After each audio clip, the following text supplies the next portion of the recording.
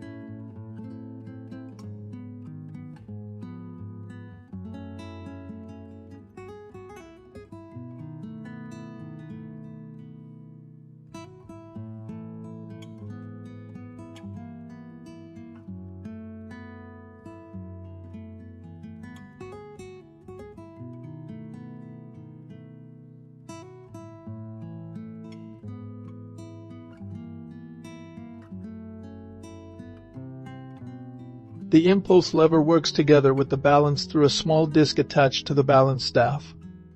This disc has a crescent-shaped notch where the impulse pin is positioned. When the pallet fork receives motion from the escape wheel, the fork's prong pushes the impulse pin, transferring energy to the balance. As the balance swings back, it interacts with the fork again, allowing the escape wheel to advance tooth by tooth. This repeated cycle of pushing and releasing keeps the watch in rhythm, ensuring that the balance oscillates continuously and that the mechanism moves forward in a controlled manner.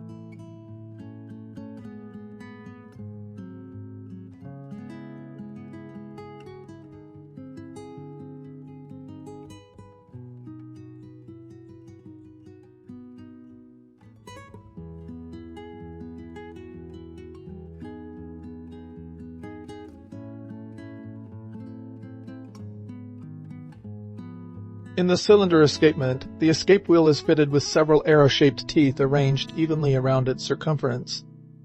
At any given moment, one of these teeth rests against either the inner or outer surface of a small cylinder with a lateral opening, which is part of the balance staff.